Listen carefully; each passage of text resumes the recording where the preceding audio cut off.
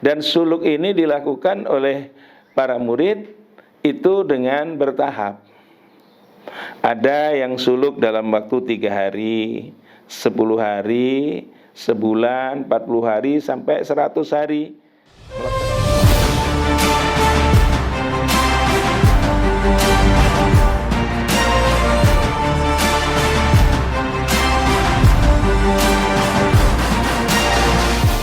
Assalamualaikum warahmatullahi wabarakatuh. Bismillah, alhamdulillah, assalatu wassalamu ala rasulillah Sayyidina Muhammad ibn Abdullah wa ala alihi wa sahbihi wa man ittaba'a hudahu ma ba'dah. Ikhwan akhwat rahimakumullah, kembali kita membahas permasalahan tariqah. Di samping bertaubat kepada Allah, kemudian zuhud, ada satu hal yang sangat penting. Wabil khusus tarekat Naqsyabandi ini menjadi ciri khas daripada tarekat Naqsyabandi, yaitu suluk. Apa suluk? Suluk ini dari kata-kata salaka, artinya melalui. Nah, suluk dalam tarekat berarti melalui jalan. Melalui jalan, perjalanan rohani kita yang berjalan, kemudian menuju kepada Allah. Fasluki subula rabbiki dzululah. Lalulah jalan-jalan Tuhanmu yang telah tersedia. Nah, di dalam suluk ini dilakukan oleh orang-orang bertarekah, orang-orang Naqsyabandi khususnya. Suluk ini berbeda dengan uzlah. Kalau uzlah itu mengasingkan diri dari dunia ramai, tapi tidak melaksanakan ibadah tertentu, ya ibadah tapi tidak tertentu. Namun yang namanya khalwat itu dengan ibadah tertentu, yang ibadah tersebut sudah ditetapkan, dibimbing oleh para mursyidnya atau guru pembimbing rohaninya. Dan suluk ini dilakukan oleh para murid itu dengan bertahap. Ada yang suluk dalam waktu 3 hari, 10 hari, sebulan, 40 hari, sampai 100 hari melaksanakan suluk. Nah, sekarang bagaimana cara suluk atau tata cara bersuluk, dan kemudian apa yang diamalkan di dalam suluk. Suluk itu mengasingkan diri pada tempat tertentu. Kalau di dalam Naqsyabandi itu dengan satu kelambu atau bilik, ya. Kalau di sini dikatakan bilik. Nah, bilik itu ibarat kubur. Nanti masuk ke dalamnya tersebut dengan cara tertentu pada waktu tertentu. Nah, kalau di tempat ini setiap bulan Zulhijjah, itu mulai tanggal 1 Zulhijjah hingga malam Idul Adha, itu melaksanakan suluk di tempat ini, di Rubat Naqsyabandi ini. Nah, pertama masuk di tempat suluk, sudah dia melaksanakan sholat taubat, sholat sunnah yang lainnya, masuk ke tempat suluk dengan bacaan tertentu, dan kemudian dia di dalam tempat suluk itu duduk menghadap ke arah kiblat. Duduk menghadap ke arah kiblat, yang dibaca ya zikir Allah, Allah, Allah, Allah di dalam hati. Itu sesuai dengan yang diajarkan oleh guru. Ada yang mengamalkan zikir Latifatul Qalbi atau zikir Ismudzat, ada yang mengamalkan zikir Lataif 7, ada kemudian yang mengamalkan zikir Nafi Isbat, sampai ke zikir wukuf, sampai muraqabah, sesuai yang diajarkan oleh guru kepada para salik tersebut. Nah, salik ini adalah orang yang suluk. Nah, kemudian yang dilakukan apa? Di sana setiap sampai waktu sholat berjamaah. Kemudian sholat sunnah tidak boleh ditinggalkan. Seluruh sholat sunnah tidak boleh ditinggalkan. Mulai dari sholat qobliyah, ba'diyah atau sholat rawatib, kemudian sholat tahajud, sholat duha, sholat witir, sholat sunnah wudu, ya, sholat tasbih, itu dilaksanakan semua di dalam suluk tersebut. Jadi kalau suluk dia keluar dari bilik tersebut untuk melaksanakan sholat di luar. Nanti habis itu masuk lagi dalam keadaan berpuasa. Dan dalam suluk ini yang paling bagus adalah dalam kondisi berpuasa. Nah, dan puasa pada 10 hari yang pertama di bulan Dzulhijjah itu fadilahnya luar biasa. Nah, kemudian setiap sore ba'dal asar itu mengamalkan khatam hawajikan atau khatam haujakan. Nah, haujakan itu apa? Nanti insyaallah kita bahas pada pertemuan yang lain. Akan tetapi di dalam suluk ini nanti masing-masing salik, setiap salik yang melaksanakan khalwat itu akan mendapatkan pengalaman masing-masing, tergantung keikhlasannya. tergantung keikhlasannya. Jadi duduk, apakah dia tidur? Iya, tidur. Kalau capek betul dia tidur, tidurnya berbaring, miring menghadap ke arah kiblat sesuai dengan bilik yang disediakan, menghadap ke arah kiblat. Dan begitu bangun langsung ambil air wudhu, melaksanakan sholat, berzikir lagi, kayak gitu terus, siang, malam, pagi, sore. Dan dia berpisah dengan keluarganya. Juga bekal yang dibawa di dalam khalwat itu harus sesuatu yang halal, jangan yang tidak halal. Karena apa? Dia harus bawa pakaian, makanan dan sebagainya. Makanan bagaimana? Dilayani nanti oleh para petugas khalwat atau petugas suluk. Kemudian mencuci pakaian bagaimana? Pakaian nanti akan dicuci oleh para petugas. Jadi yang suluk itu hanya murni ibadah kepada Allah Subhanahu wa taala.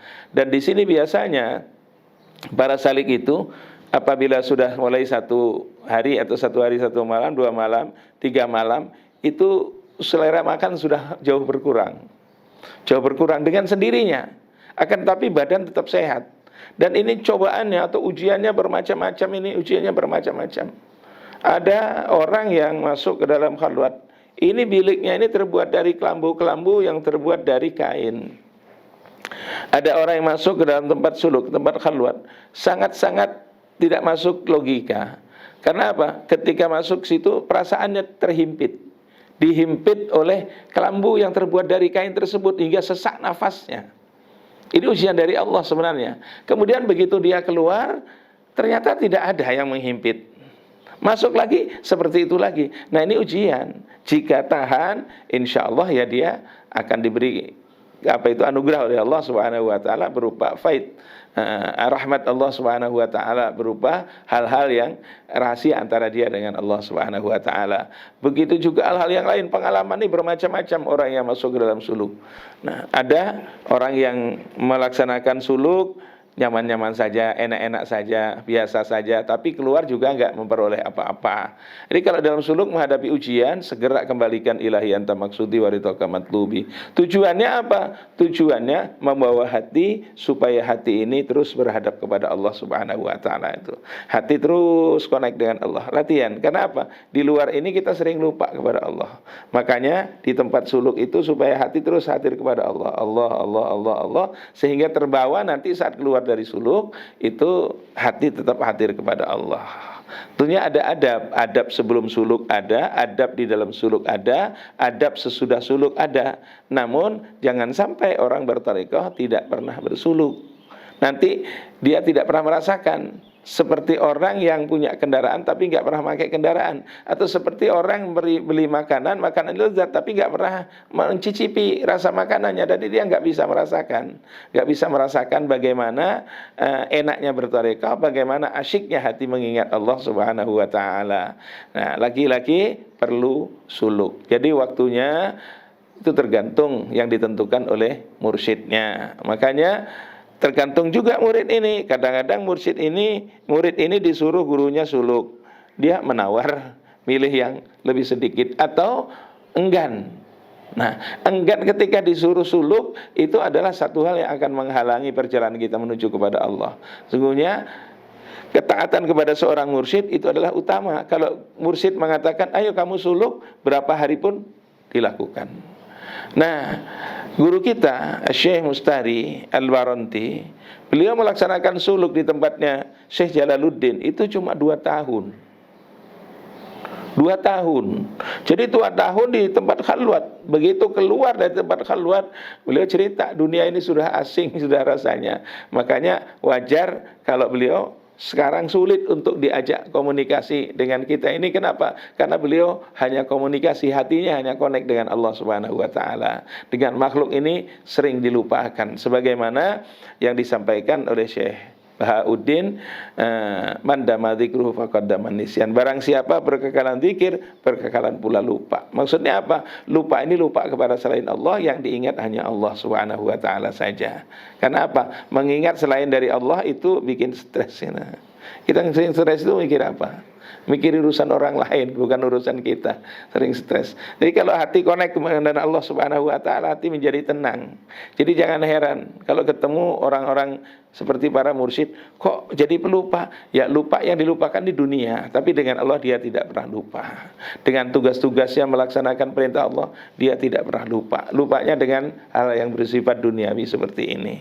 Nah, itu hasil daripada suluk. Ya, daripada suluk. Kemudian Syekh Mustari itu waktu setelah suluk 2 tahun, beliau menulis satu buku, Asrarus Suluk Ilallah, itu ya. Asrarus Suluk Ilallah, dan kita sudah ketik, sudah perbanyak. Itu adalah hasil pengalaman rohani beliau di dalam bersuluk di tempatnya Syekh Jalaluddin, ya. Kita berharap mudah-mudahan kita juga bisa melaksanakan suluk sebaik mungkin, dan di dalam suluk mudah-mudahan kita diberi natijah oleh Allah Subhanahu wa taala, dan apa yang diberikan oleh Allah kepada guru-guru kita, kepada orang-orang saleh, diberikan juga oleh Allah kepada kita semuanya. Mudah-mudahan manfaat. Wassalamualaikum warahmatullahi wabarakatuh.